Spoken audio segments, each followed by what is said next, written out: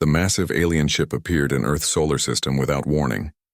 It was bigger than any human-made vessel, sleek and silver like liquid metal stretched across space. The ship ignored all attempts at communication for 3 days while it studied Earth and its moon colonies. On the 4th day, it sent a message that changed everything. Admiral Sarah Chen stood in the United Earth Command Center, watching the translation appear on screens around the room. Her weathered face showed no emotion, but her hands gripped the metal railing until her knuckles turned white. Beside her, diplomat Marcus Webb adjusted his glasses and read the message again, hoping he had misunderstood. "People of Earth," the message began, "you have entered the domain of the Galactic Council. Your species will now undergo integration. Prepare your leaders for transport to our vessel. Resistance will result in extinction." The command center fell silent.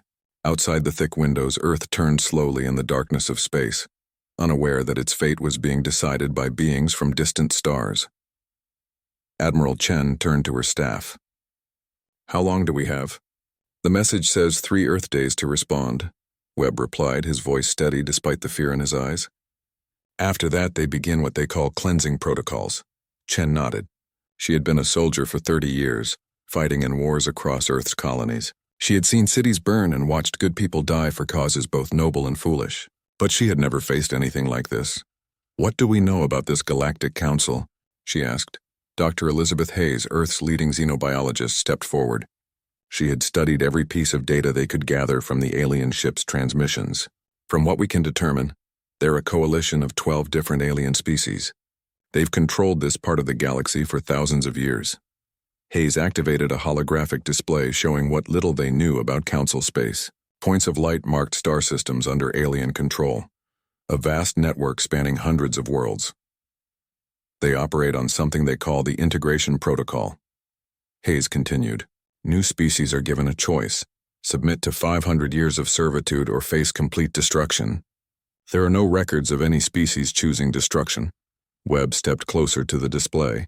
As Earth's chief diplomat, he had negotiated treaties and trade agreements across the solar system. But this was beyond anything in his experience. 500 years of slavery, he said quietly. "What happens after that?" "If the species survives and proves useful, they're granted what the Council calls junior membership," Hayes replied.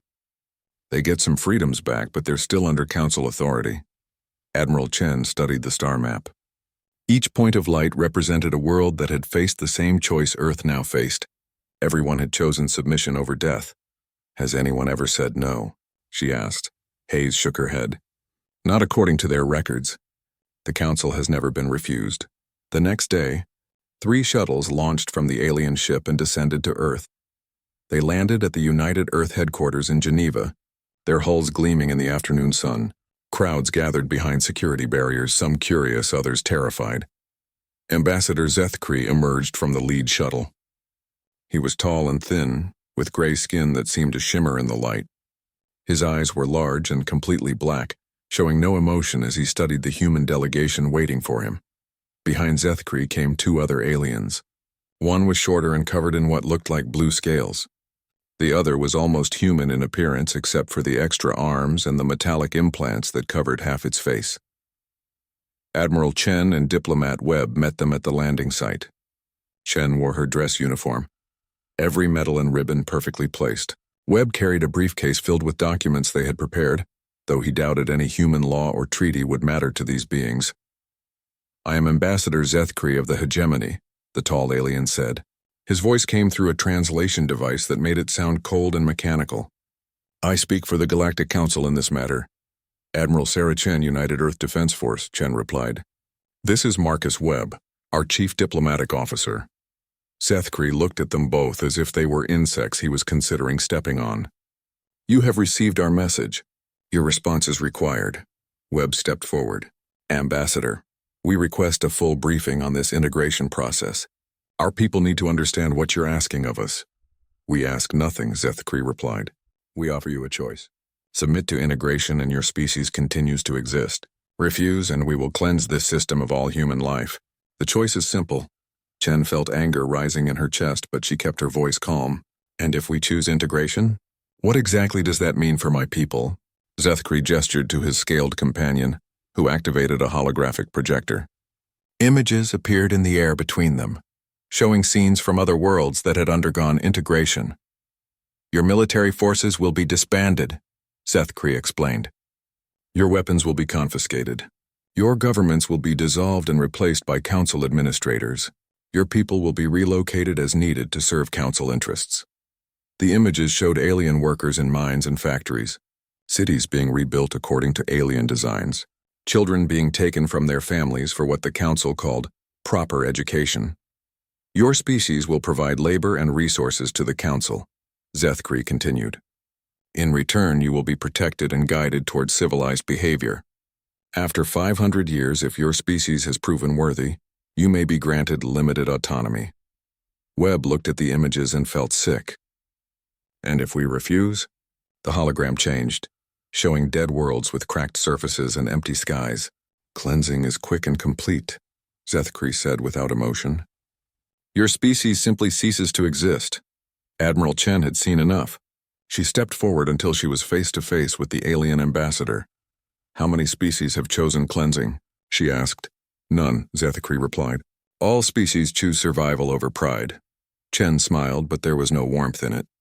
You've never met humans before, have you? For the first time, Zethkri showed what might have been confusion. Your meaning is unclear. Let me make it clear, Chen said. We're not choosing either option. The alien's black eyes widened slightly. There are only two options. No, Webb said, stepping beside Chen. There's a third option you haven't considered. Equal partnership. Zethkri and his companions exchanged glances. The scaled alien made sounds that the translator couldn't interpret. The one with metal implants touched controls on its arm, apparently sending messages to their ship. Equal partnership is not possible, Zethkri finally said. Your species is primitive. You have barely achieved interstellar travel. You cannot be equal to species that have mastered the galaxy for millennia. Chen laughed, a sound that made all three aliens step back. Primitive? Let me tell you something about humans, Ambassador. We've been fighting wars since before we could write. We've conquered our own world a dozen times over. We've turned our planet into a weapon when we needed to. And we've rebuilt it from ashes when the wars ended. She gestured toward the sky, where Earth's orbital defense platforms gleamed like metal stars. You think we're primitive because we still fight wars? Wars don't make us primitive. They make us very, very good at killing things that threaten us. Zethkri activated his own communication device. Chen could hear rapid conversation in an alien language. Other voices joined in, some sounding angry, others confused. You do not understand, Zethkri said when the conversation ended. The Council controls weapons that can destroy stars. We can crack planets like eggs. Your primitive weapons cannot threaten us. Webb opened his briefcase and pulled out a datapad. Actually, Ambassador, we've been studying your technology since your probe entered our space 3 months ago. The aliens exchanged alarmed looks. What probe? The scaled one asked in a hissing voice. The one you sent to gather information about Earth, Webb replied calmly. We detected it, captured it, and reverse-engineered most of its systems. Our scientists have been quite impressed with your engineering. Chen smiled again, impressed enough to make some improvements. High above them, Earth's orbital platforms began to move. They rotated slowly until their weapons faced the alien ship hanging in space like a silver cloud. Your ship has impressive shields, Chen said conversationally. But they're designed to stop energy weapons and kinetic projectiles. They're not designed to stop a focused gravity pulse that can collapse matter at the quantum level. Zethkri's device chattered with urgent voices from his ship. His gray skin became even paler. You cannot have such technology, he said. It would take centuries to develop. Maybe for other species, Webb replied. But humans are remarkably good at turning scientific discoveries into weapons. We went from splitting the atom to atomic bombs in less than 4 years. Your probe gave us everything we needed to understand your technology. Our physicists did the rest. Chen checked her wristwatch. You have 5 minutes to return to your ship and leave our system. If you're still here after that, we'll demonstrate just how primitive humans can be. The three aliens stood frozen for a moment. Then Zethkri's communication device erupted with sounds that needed no translation. His superiors were screaming at him. This is impossible, Zethkri said. No species has ever refused integration. The Council will not allow it. The Council will have to learn to live with it, Chen replied. Because humans don't bend. We break first, Webb stepped forward. Ambassador, we're not your enemies. We don't want to fight the Council. But we won't bow to it either. We're offering you something no other species has. A partnership between equals. Equal partnership with primitives is impossible, Zethkri repeated, but his voice lacked conviction. Chen's expression hardened. Then I suggest you go back to your council and explain that they've just met a species that prefers extinction to slavery. And if they want to test that resolve, they're welcome to try. The aliens retreated to their shuttles without another word. As the ships lifted off and returned to the massive vessel hanging in space, Admiral Chen and Marcus Webb watched from the landing site. Think they'll leave? Webb asked. Chen shook her head. Not a chance. This council has been running the galaxy for thousands of years. They can't let one species refuse them, or every other species under their control might get ideas. So we're going to war? Chen looked up at the alien ship, then at the orbital platforms that could destroy it with a thought. We've been at war since they entered our system. They just don't know it yet. The alien ship left Earth's solar system 6 hours later, but both humans and aliens knew this was far from over. In the depths of space, Zethkri transmitted his report to the Galactic Council, his voice shaking as he described a species that had done the impossible. They had said no. And they had meant it. On Earth, Admiral Chen called an emergency meeting of the Defense Council. In deep bunkers and hidden facilities across the planet, humanity began preparing for a war unlike any they had ever fought. They were outnumbered, outgunned, and facing enemies that could destroy planets. But humans had one advantage the Galactic Council had never encountered before. They would rather die free than live as slaves, and they were very, very good at making their enemies die first. The Council chamber on Hegemon Prime had not seen such chaos in over 1,000 years. 12 species representatives shouted at each other in a dozen different languages, while translation devices struggled to keep up. At the center of it all sat Supreme Leader Morgeth, his massive form radiating the calm authority that had kept the Council united for millennia. But even Morgeth's composure was cracking. Ambassador Zethkri stood before the assembly, his report complete. Around him, the other Council members struggled to process what they had heard. A primitive species had refused integration. Not just refused, but threatened the Council itself. This is unprecedented, declared Councillor Vexhai of the Kethvar. Her insectoid features twitched with agitation. In 3,000 years of Council rule, no species has ever refused integration.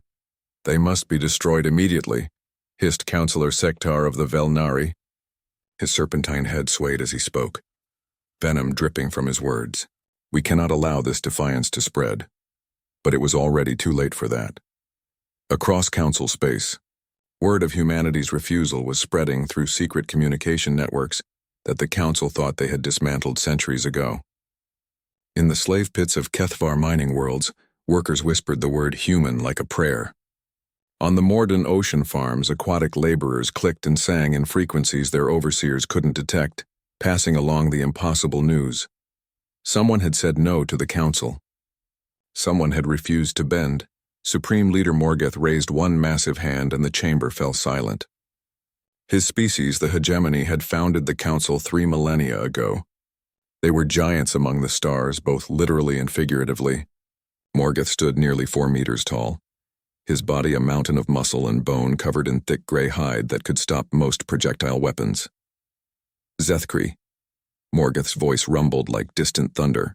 You are certain these humans possess the weapons they claim? Zethkri nodded, his gray skin still pale from his encounter with Admiral Chen. Our ship's sensors detected the gravity pulse generators on their orbital platforms.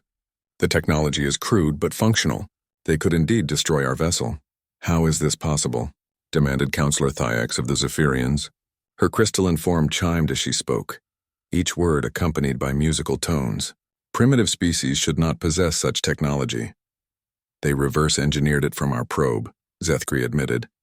Apparently they captured and studied it for months before we made contact. The chamber erupted again. The probe mission had been classified at the highest levels. Only the Council itself should have known about it. Impossible, Sektar hissed. Our stealth technology is beyond their capabilities. Perhaps, Zethkri said quietly, we underestimated them. On a screen at the front of the chamber, images from Earth played on repeat. humans going about their daily lives, unaware that their fate was being decided light years away. But other images showed Earth's military preparations, ships launching from hidden bases, orbital platforms moving into defensive positions, armies mobilizing across the planet's surface. Look at them, HFY said with disgust. They still fight among themselves. Their world is divided into hundreds of separate nations. How can such a fractured species threaten the Council? General Korath of the Hegemony military stepped forward. He was smaller than Morgoth, but still massive by most species standards, his body covered in scars from 100 battles. Counselors, I have studied human military history since Ambassador Zethkri's return. What I found disturbs me. A new series of images appeared on the screen.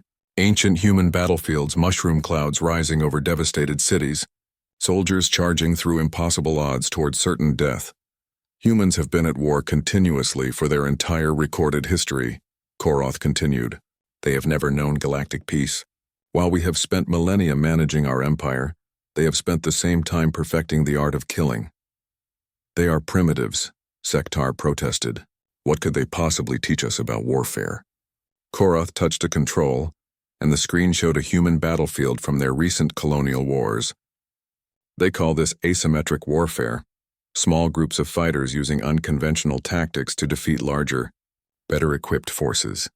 The Council watched in horrified fascination as human soldiers appeared from nowhere, struck at supply lines, and vanished before superior forces could respond. They saw humans fighting to the death for positions that had no strategic value, simply to deny them to their enemies. They fight differently than we do, Korath explained. When we go to war, it is with calculated precision. We measure losses against gains, and when losses become too high, we withdraw. Humans do not. The screen showed the defense of a human colony world against raiders. Outnumbered 10-1, the colonists had fought until their ammunition ran out. Then they fought with improvised weapons. When those broke, they fought with their bare hands. Not one survivor was taken alive. They call this acceptable losses, Korath said. For humans, any price is acceptable if it means denying victory to their enemies. Counselor Thiax's crystalline form darkened. Surely this is exaggeration. No species fights with such disregard for their own lives. I thought so too, Korath replied, until I studied what they call the Alamo and Stalingrad and the Warsaw Ghetto uprising. Humans have a saying, better to die on your feet than live on your knees. They mean it literally. Supreme Leader Morgoth had remained silent throughout this exchange, but now he leaned forward. You believe they would choose extinction over integration? I believe, Korath said carefully, that humans are incapable of surrender. Their history shows they will fight impossible odds, accept terrible casualties, and continue fighting even when victory is impossible. They fight not to win, but to ensure their enemies pay the maximum price for victory. The implications of this sank in slowly. The Council had built their empire on the assumption that all intelligent species would choose survival over principle. Every species they had encountered had made the rational choice, accept subjugation rather than face extinction. But humans, it seemed, were not rational by Council standards. There is another problem, Zethkri said reluctantly. Their political structure makes traditional conquest difficult. Explain, Morgoth commanded. They have no central government we can target, Zethkri said. Earth is divided into over 200 separate nations, each with its own military and leadership. Destroying one government would not guarantee the other's surrender. HFY clicked her mandibles in frustration. Then we destroy all their governments. To do that, we would need to destroy their entire civilization, Korath said, which would defeat the purpose of integration. Dead slaves serve no one. The truth was becoming clear to all of them. The Council's entire system was built on the assumption that species would rather submit than die. When faced with a species that preferred death to submission, their usual tactics became useless. Perhaps, suggested Counselor Nexara of the Quantum Collective, we should accept their proposal for equal partnership. The chamber fell dead silent. Nexara's species existed partially outside normal space-time, making them difficult to understand even with translation devices. But their suggestion was clear enough. Impossible, Morgoth rumbled. The Council's authority cannot be questioned. If we grant equality to humans, every subjugated species will demand the same. And why should they not? Nexara replied, their voice seeming to come from multiple directions at once. Perhaps the time of enforced hierarchy has passed. Sektar rose from his coils, venom literally dripping from his fangs. The collective speaks heresy. Order must be maintained. But even as he spoke, reports were coming in from across council space. On Kethvar mining worlds, production was down 30% as workers moved more slowly and made more mistakes. The Morden ocean farms were experiencing unexplained equipment failures. Even some of the younger generation among the council species themselves were asking uncomfortable questions. The word is spreading, General Koroth reported grimly. Every species under our rule has heard that humans refused integration. Some see it as inspiration. Then we must make an example of the humans, Morgeth declared. Their defiance ends now. But even as he spoke, the Supreme Leader felt a chill of uncertainty. In 3,000 years of council rule, they had never faced a military threat from a primitive species. Their weapons were designed to intimidate and overwhelm, not to fight a determined enemy willing to die for their cause. What do we know about their actual military capabilities? Vexhai asked. Koroth consulted his datapad. Their ships are inferior to ours in most respects. Smaller, less armored, fewer weapons, but they have made several modifications to standard designs that concern me. Such as? They appear to have removed most life support systems from their warships, Koroth said. The ships can only sustain life for a few hours at most, Thyax chimed in confusion. That makes no sense. How do they conduct extended operations? They don't, Koroth realized. These ships are designed for one-way missions. The crews never expect to return home. The implications were terrifying. The Council's military doctrine was based on preserving their forces and achieving objectives with minimal losses. They had never faced an enemy whose ships were essentially guided missiles with pilots who expected to die. There's more, Koroth continued. They've been studying our command structures. Their ships appear to be specifically designed to target command vessels and communication nodes. Ridiculous, Sektar hissed. What species deliberately targets command ships? That's against all civilized rules of warfare. Humans don't fight civilized wars, Koroth replied. They fight to win, regardless of honor or tradition. Supreme Leader Morgeth stood slowly, his massive form casting shadows across the chamber. Enough. The Council has ruled this galaxy for 3 millennia. We will not be dictated to by primitives. He activated the chamber's communication system, broadcasting to every world under Council control. Citizens of the Council! His voice boomed across space. A primitive species called humans has refused integration and threatened Council authority. This defiance will not be tolerated. Military forces are being dispatched to remind these primitives of their place in the natural order. But even as he spoke, Morgeth wondered if they truly understood what they were about to face. Humans had spent their entire history fighting wars that civilized species would consider impossible to win. They had developed weapons designed not just to destroy enemies, but to ensure mutual destruction when victory was impossible. And now, for the first time in Council history, they were about to fight an enemy that preferred mutual destruction to surrender. In the depths of space, Council warfleets began moving toward human space. Their ships were massive and powerful, carrying weapons that could crack planets and shields that could stop stars. They had never been defeated in battle, but they had never fought humans before. And in the secret places where enslaved species watched and waited, the impossible word continued to spread. Someone had said no to the Council. Someone had refused to bend. The galaxy would never be the same. The first Council probe fleet arrived at the edge of human space, expecting a quick victory. Admiral Kexmoth of the Hegemony Navy commanded 12 heavy cruisers and 40 escort vessels, enough firepower to sterilize a small moon. His orders were simple: demonstrate Council superiority and force humanity's surrender. It should have been routine. The probe fleet dropped out of faster-than-light travel near Proxima Colony, humanity's outermost settlement. Kexmoth expected to find a few primitive ships and perhaps some orbital defense platforms. Instead, his sensors detected nothing but empty space and the distant glow of the colony's star. Scan the system, Kexmoth ordered. Locate all human vessels and installations. His tactical officer, a young hegemony named Veltok, worked the sensor controls. Sir, I'm detecting minimal activity around the 4th planet. A few small ships, possibly civilian transports. Kexmoth nodded. Open communications. Inform them that this system is now under Council authority. But before Veltok could comply, every sensor in the fleet screamed warnings at once. Ships appeared from nowhere, materializing out of what had seemed empty space. Not dozens of ships, but hundreds.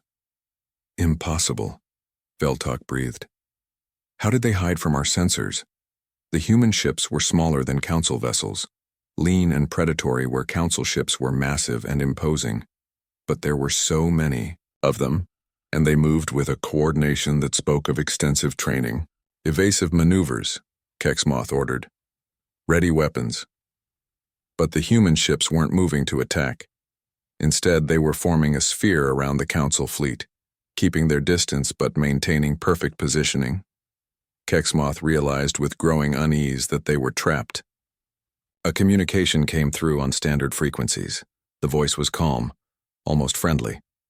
Council fleet, this is Captain Rodriguez of the Earth Defense Force. You are trespassing in human space. Withdraw immediately or face the consequences. Kexmoth activated his own communicator. Human vessel, I am Admiral Kexmoth of the Galactic Council Navy. This system is now under Council protection. Surrender your vessels and prepare for integration. There was a pause. When Captain Rodriguez spoke again, he sounded almost amused. Admiral, I'm afraid you don't understand the situation. You're outnumbered 10-1, surrounded, and about to receive a lesson in human military doctrine. Last chance to withdraw. Kexmoth's pride flared. No primitive species had ever spoken to the Council Navy with such disrespect. You dare threaten the Council? I command planet-killer weapons. And I command ships crewed by humans who've already said goodbye to their families, Rodriguez replied. The question is, are you prepared to die for the Council's pride? Kexmoth had enough. All ships open fire. Destroy these primitives. The Council fleet's weapons lit up space with deadly energy. Plasma cannons and particle beams lanced out toward the human ships, enough firepower to vaporize a small city. But the human vessels were already moving, scattering in all directions with impossible speed and agility. Most of the Council shots missed entirely. The few that connected struck ships that seemed to absorb the damage and keep fighting. Their ships are heavily armored, Veltok reported. But that's impossible. Ships that fast shouldn't be able to carry heavy armor. They've removed everything non-essential, Kexmoth realized. Life support, crew quarters, cargo space. Those ships are basically armored missiles with pilots. The human counterattack came from every direction at once. But instead of engaging the Council fleet directly, they targeted specific systems, communication arrays, sensor clusters, weapon control nodes. The attacks were precise, surgical, designed to cripple rather than destroy. They're jamming our communications, Veltok reported with growing panic. I can't reach the other ships in the fleet. Kexmoth watched in horror as his carefully coordinated battle formation fell apart. Council ships, unable to communicate with each other, began making independent decisions. Some tried to withdraw, others pressed the attack. The result was chaos. Meanwhile, the human ships moved like a school of fish, each vessel knowing exactly where the others would be without apparent communication. Their attacks focused on the Council command ship, Kexmoth's own vessel. Sir, they're targeting us specifically, Veltok said. All their attacks are focused on the flagship. Barbaric, Kexmoth muttered. Civilized warfare doesn't target command vessels. Captain Rodriguez's voice came through the static of jammed communications. Nothing civilized about this war, Admiral. You started it when you demanded our surrender. 3 human ships broke formation and headed directly for Kexmoth's flagship. The Admiral ordered every weapon to focus on them, but the ships kept coming. The first one exploded under concentrated fire, but its wreckage continued toward them with unchanged velocity. Ramming attack, Veltok whispered. They're going to ram us. The second ship died in a ball of plasma, but the third one made it through. At the last second, Kexmoth realized it wasn't trying to ram them at all. The human ship opened its cargo bay and released something that looked like a metallic cloud. Nanite swarm, the tactical officer shouted. They're eating through our hull. Alarms screamed throughout the flagship as thousands of microscopic machines began consuming the ship's armor. But these weren't just any nanites. They were specifically designed to target the rare alloys used in Council ship construction. "How do they know our ship composition?" Kexmoth demanded. His answer came when more human ships approached, these ones broadcasting a different signal. "Admiral, this is Dr. Sarah Kim of the human research vessel Newton. Thank you for the materials samples. We've learned quite a lot from your probe ships." Kexmoth's blood ran cold. The humans had been capturing Council vessels, studying them, learning their weaknesses. This wasn't a desperate defense by primitives. It was a carefully planned ambush by an enemy that had been preparing for this exact scenario. "All ships retreat," he ordered. "Maximum speed." But half his fleet couldn't receive the order through the jamming. Those ships that could respond found their retreat blocked by human vessels that seemed to appear from nowhere. The humans had mined the system with cloaked ships, creating kill zones along every possible escape route. The battle became a rout. Council ships designed for overwhelming enemies with superior firepower found themselves outmaneuvered and outfought by smaller, faster vessels crewed by beings who fought like cornered animals. When the surviving Council ships finally escaped human space, they left behind 23 destroyed vessels and nearly 10,000 dead. The human losses were reported as acceptable. The news of the defeat spread through Council space like wildfire. For the first time in 3 millennia, a Council fleet had been destroyed by primitive aliens. But worse than the military defeat was what came after. On Kethvar Mining World Designation 447, Worker Designation Zixara heard the news through whispered conversations in the deep tunnels. The Council fleet had been defeated. Humans had fought the mighty Council Navy and won. That night, Zixara and her work crew didn't return to their sleeping chambers. Instead, they sealed themselves in the deepest mine tunnels and began carving symbols into the rock walls. Symbols that said human in the ancient Kethvar script. When the mine overseers came looking for them, they found the tunnels collapsed and the workers gone. Security forces spent 3 days searching before they found the first bodies. The Kethvar had suffocated themselves rather than continue serving the Council. Supreme Leader Morgeth stood before the greatest war fleet ever assembled in Council history. 10,000 ships floated in perfect formation around the massive command vessel, their hulls gleaming with the terrible beauty of weapons designed to destroy worlds. Planet killers and star crackers, devices that could turn entire solar systems into cosmic dust. This was the Council's final answer to human defiance. "Today, we end this rebellion." Morgeth's voice boomed across the fleet communications. "The primitive species called humans will learn why the galaxy bows to Council authority. Their defiance ends now." The fleet moved toward human space like a metal storm. At its head flew the inevitable Morgeth's personal flagship. The ship was a monument to Council power, large enough to house a small city and armed with weapons that could crack planets like eggs. But even as the fleet advanced, disturbing reports continued to reach Morgeth's command center. The rebellion sparked by human resistance was spreading faster than anyone had thought possible. On Velthari Prime, the crystalline inhabitants had done something unprecedented. They had simply stopped working. Not gradually, not in protest, but all at once. Every Veltharian Council space had laid down their tools on the same day and refused to continue their assigned tasks. When questioned, they gave the same response in perfect unison. "We choose the human way. We choose freedom." The economic impact was staggering. The Velthari managed most of the Council's advanced manufacturing. Without their work, production of everything from starships to communication devices ground to a halt. How was this possible? Councillor Vexai demanded during an emergency meeting aboard the Inevitable.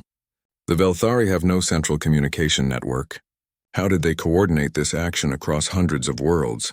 "They didn't need to coordinate," replied Dr. Nethara, the Council's leading expert on subjugated species psychology.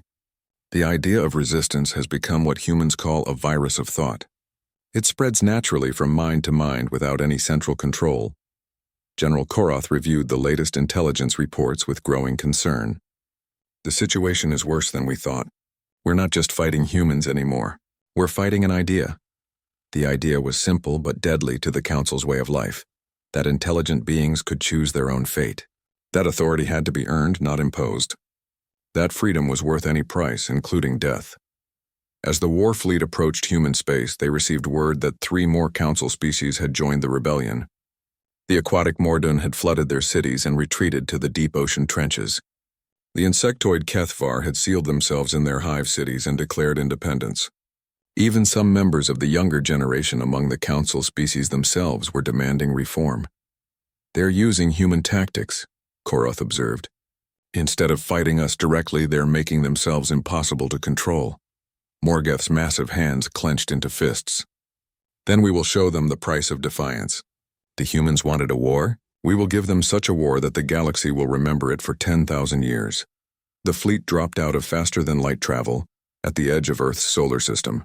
Morgoth expected to find the system heavily defended, perhaps with the clever ambush tactics humans had used against smaller fleets. Instead, they found something that chilled him to the bone. Earth's orbital space was filled with ships, but not warships. Civilian transports, cargo haulers, passenger liners, even converted construction vehicles. Hundreds of thousands of ships, all broadcasting the same message. "This is Admiral Sarah Chen of the Earth Defense Force. We know you've come to destroy our world. We're here to make sure you pay the maximum price for it." Morgoth stared at the tactical display in disbelief. "They're using civilian ships as weapons platforms?" "Sir," his tactical officer reported, "scans show those vessels have been modified. They're carrying military-grade weapons and armor.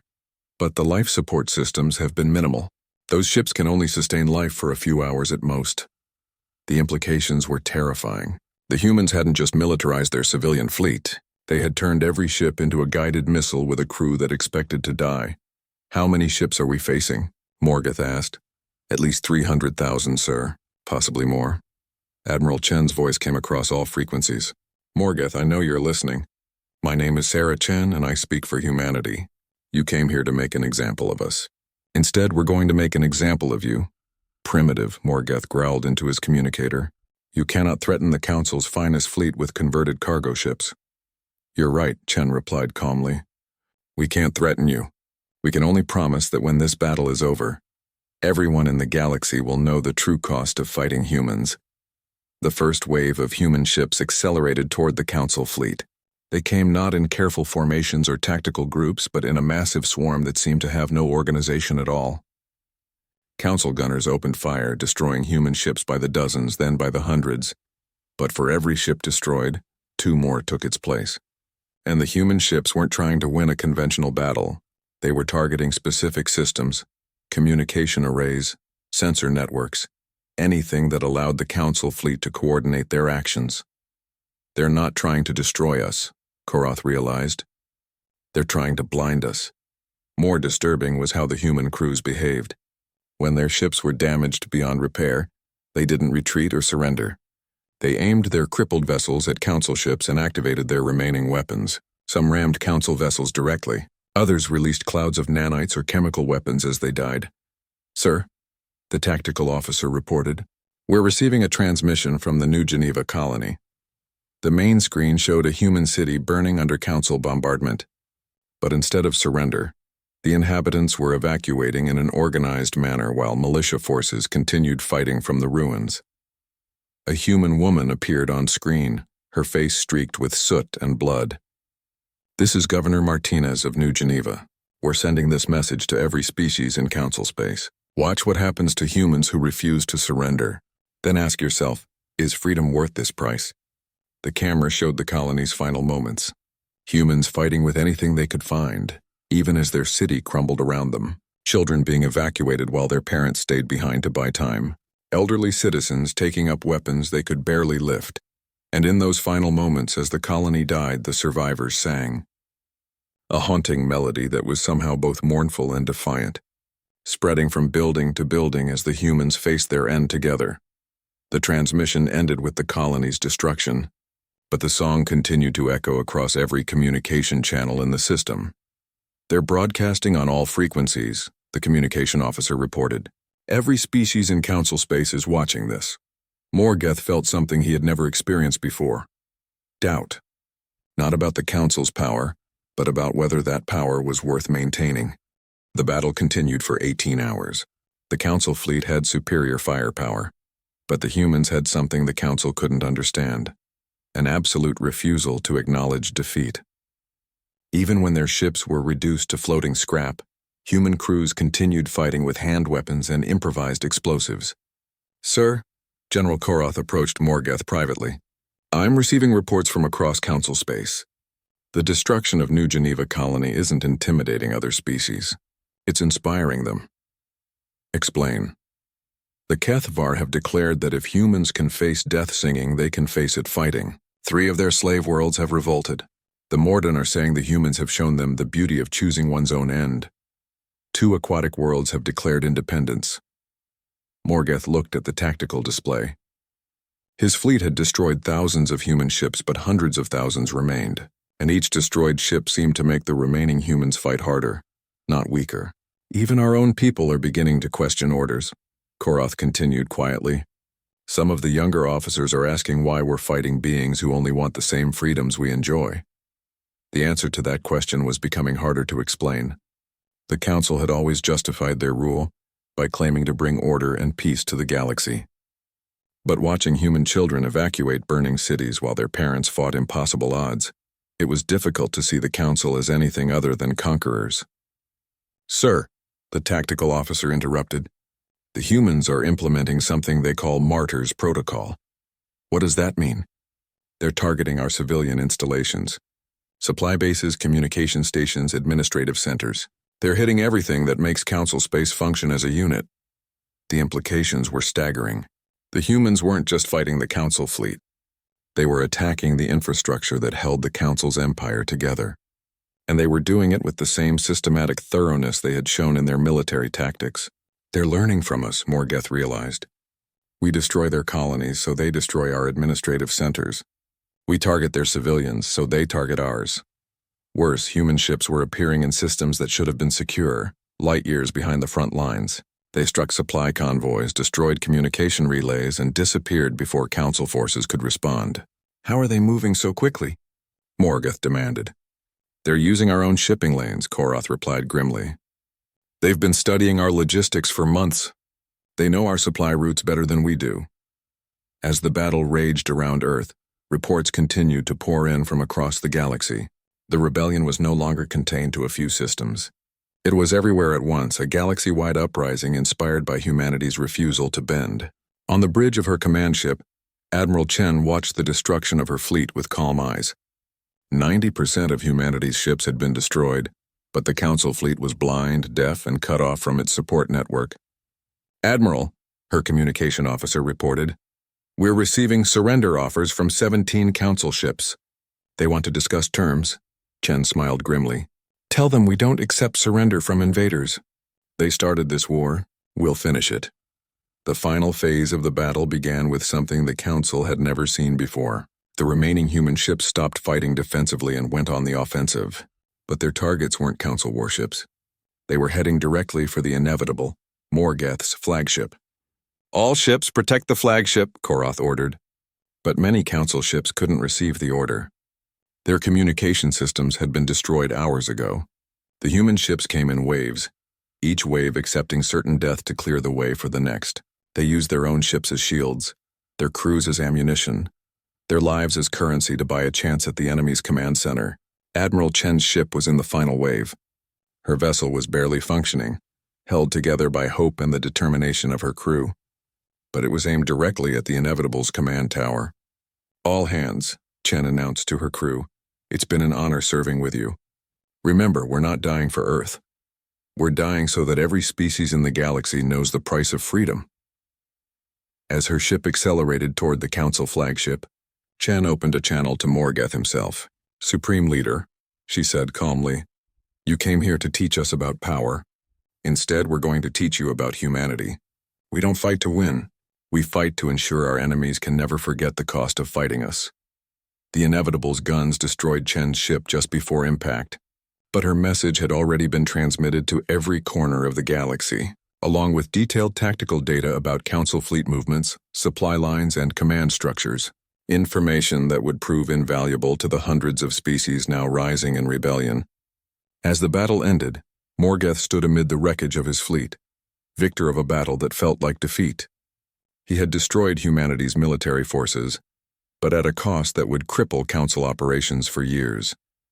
And everywhere in the galaxy, enslaved species were learning a new song, the song the humans had sung as their colony burned. A song about choosing death over surrender, freedom over safety, hope over despair. The humans had lost the battle, but they had won something far more valuable. They had shown the galaxy how to fight. 2 years after the Battle of Earth, the Galactic Council was dying. Supreme Leader Morgoth stood alone in his private chambers aboard the Inevitable, staring out at a galaxy in flames. Reports flooded in hourly, each one worse than the last. The Velthari had declared complete independence and were building their own fleet. The Kethavar had sealed their systems and refused all council contact. The Morden had abandoned their surface cities entirely, retreating to ocean worlds where council forces couldn't follow. But worst of all were the reports from his own species. Young hegemony citizens were abandoning their positions in the military and civil service. Some joined the human-led resistance directly. Others simply disappeared into the outer systems, forming independent colonies beyond council reach. Even his own son had sent a message before vanishing. Father, the humans showed us that strength isn't about controlling others. It's about choosing your own path. I choose freedom. A soft chime announced a visitor. General Koroth entered, his massive form somehow diminished. The proud general who had once commanded fleets across the galaxy now looked like a tired old soldier carrying too much weight. What news? Morgoth asked, though he dreaded the answer. The Proxima Commonwealth has officially formed, Koroth reported. 17 species have joined humanity's alliance. They're calling it a voluntary association of equals. Morgoth's laugh was bitter. Voluntary association, as if such a thing could last. It's working, Koroth said quietly. Their ships patrol together, their scientists share research freely, and their leaders make decisions by consensus rather than command. Impossible. No government can function without clear hierarchy. Koroth activated a holographic display showing the Commonwealth's territory. It was already larger than some of the Council's sectors and growing daily. They've developed new technologies by combining different species' knowledge, Koroth continued. Ships that can travel faster than anything we have. Weapons that our shields can't stop. They're not just surviving without our leadership, they're thriving. Morgoth turned away from the display. What of our remaining forces? Half our fleets are tied up suppressing rebellions on our own worlds. The other half are hunting ghost ships that appear from nowhere and vanish before we can respond. The ghost ships were perhaps the most troubling development of all. Human vessels crewed by volunteers from dozens of species, striking supply lines and communication hubs with surgical precision. They didn't try to hold territory or win conventional battles. They simply made council space impossible to govern. Sir, Koroth hesitated. There's something else. We've received a message from Admiral Chen. Chen is dead, Morgoth said flatly. I watched her ship destroyed. Apparently not, sir. The holographic display changed to show a woman in a simple gray uniform standing on what appeared to be a starship bridge.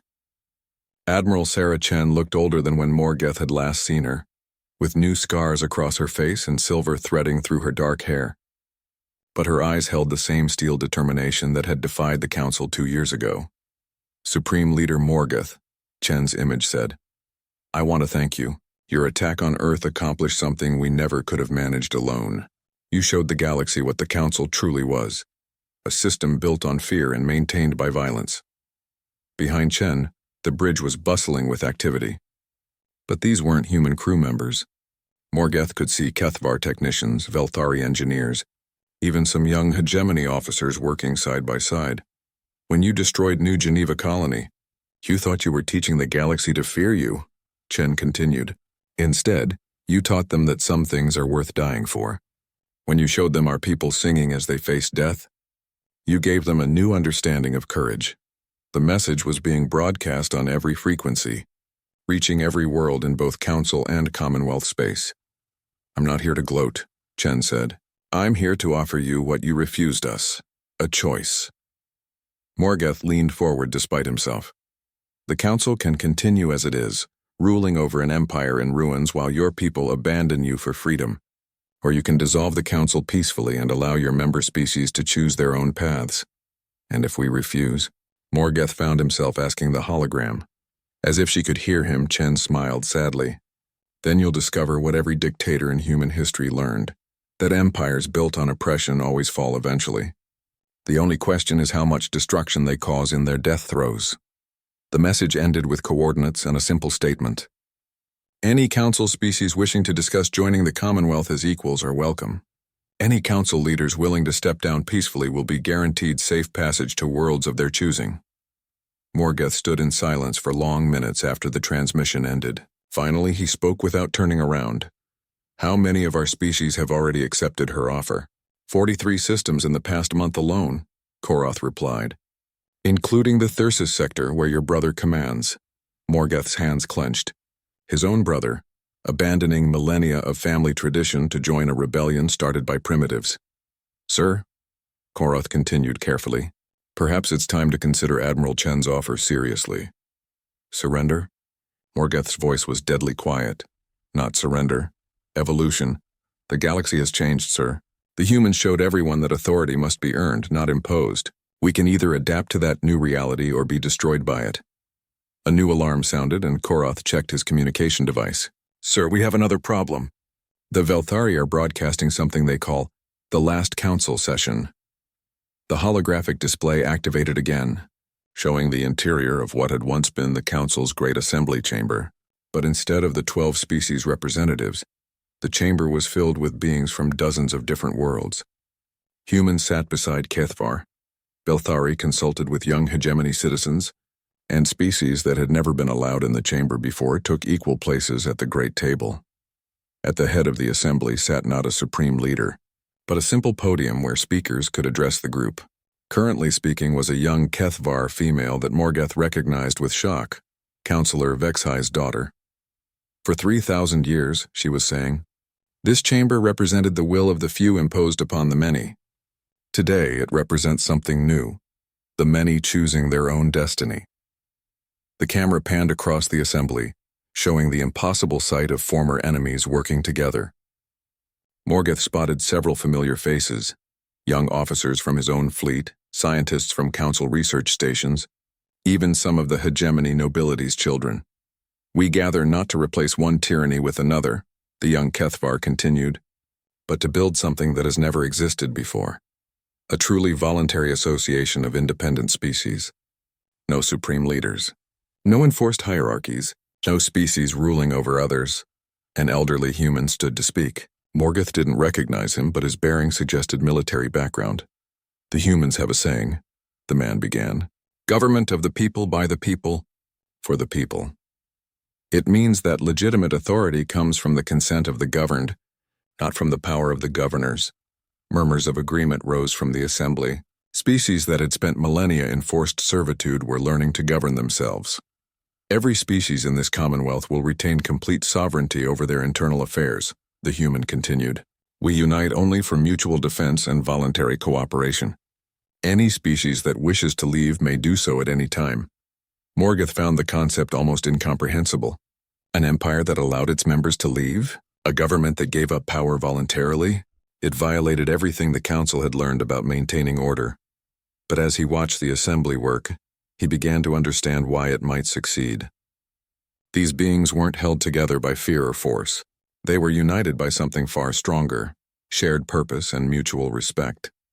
The humans taught us something crucial, another speaker was saying. That freedom isn't just about the absence of oppression. It's about the presence of choice. The choice to determine your own fate, to associate with whom you will, to stand for principles even when it costs everything. The session continued for hours, with representatives from every species in the growing Commonwealth addressing the assembly. They spoke of trade agreements based on mutual benefit, scientific collaboration without forced technology transfers, and military cooperation between equals rather than subjects and masters. As Morgoth watched, he realized he was witnessing the birth of something entirely new in galactic history. A union based on consent rather than conquest. Sir, Koroth interrupted his thoughts. We're receiving reports of massive fleet movements. Commonwealth ships are massing near our border. Morgoth felt his heart sink. They're preparing to attack. No, sir. They're defending. Defending what? Us, sir. Intelligence reports suggest the entropy swarm is moving into this sector. The Commonwealth fleet is positioning itself to protect both their territory and ours. The entropy swarm was the galaxy's nightmare. A plague of mechanical beings that consumed entire worlds and converted their matter into more swarm units. They had last appeared 3 centuries ago, requiring the combined might of the entire council to drive them back into dark space. They're protecting us? Morgoth couldn't hide his disbelief. Why? Admiral Chen's voice came through the communication system as if in answer. Because that's what free people do, Morgoth. We protect each other. Her ship, the new flagship of the Commonwealth fleet, appeared on screen. It was unlike any vessel Morgoth had ever seen. Sleek and graceful, obviously fast, but also clearly designed for cooperation rather than domination. Ports and docking bays showed where ships from different species could link together, sharing resources and capabilities. The entropy swarm doesn't distinguish between Council and Commonwealth, Chen continued. They'll consume us all if we don't stand together. We're offering to coordinate our defense, no strings attached. And afterward? Morgoth asked. If we survive this, what then? Then you have the same choice every species has had since this war began, Chen replied. You can try to rebuild your empire of oppression, or you can join the galaxy in building something better. Over the following days, the impossible happened. Council and Commonwealth fleets worked together against the entropy swarm, sharing tactical data and coordinating attacks. Morgoth found himself taking orders from Admiral Chen, and was surprised to discover that he didn't mind. She was, he had to admit, an excellent commander. More importantly, she treated his ships and crews with the same respect she showed her own. When a council vessel was damaged in battle, Commonwealth ships risked themselves to provide rescue and support.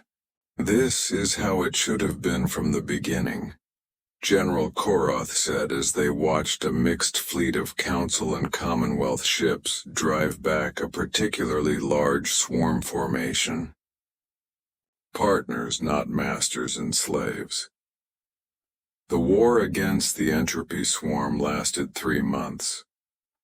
When it was over, the galaxy had changed forever. Council species had fought beside their former subjects as equals. They had seen what cooperation could accomplish that coercion never could. One by one, the remaining Council worlds chose their own paths. Some joined the Commonwealth directly. Others declared independence while maintaining friendly relations. A few, led by Morgoth's own people, chose to reform their governments along democratic lines. The council itself dissolved not with violence or conquest but with a simple vote. The Supreme Leader title was retired forever, replaced by a rotating council of elected representatives. 10 years later, Ambassador Zethkri sat in his study on New Geneva Colony, writing the final chapter of his historical account of the war. The city had been rebuilt, but not as it was before. The new architecture blended human design with elements from dozens of other species, creating something beautiful and unique.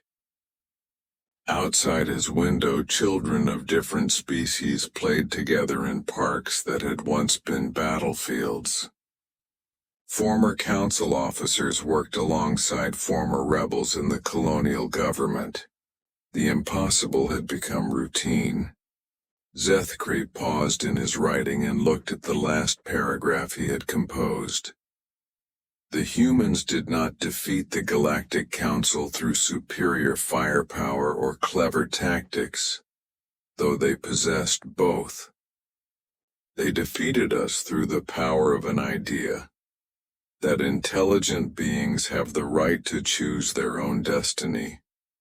They showed us that true strength comes not from the ability to impose your will on others, but from the courage to stand for principles even when the cost seems unbearable. He continued writing. In the end, the humans' greatest victory was not refusing to bend. It was teaching an entire galaxy how to stand. They reminded us that freedom is not a gift granted by rulers, but a birthright that belongs to every thinking being. They showed us that some things, dignity, choice, the right to self-determination, are worth any price, even death itself. Zethkri set down his writing instrument and looked out at the stars. Somewhere out there, Admiral Chen was probably planning humanity's next great project. The terraforming of dead worlds, perhaps, or the exploration of distant galaxies. Whatever it was, Zethkri was certain it would be done with the cooperation of dozens of species working as equals.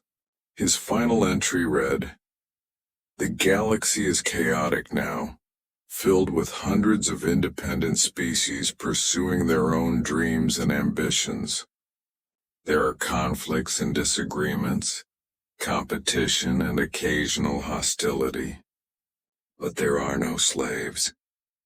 There are no species kneeling before others, accepting oppression for the sake of survival. The humans kept their promise. They didn't conquer the galaxy. They liberated it. And in teaching us all how to stand, they gave us the greatest gift any species can receive. The freedom to choose our own destiny among the stars." As night fell over New Geneva, the city's lights joined the glow of 1,000 other worlds where former slaves now lived as free citizens of a galaxy that had learned at last the true meaning of civilization.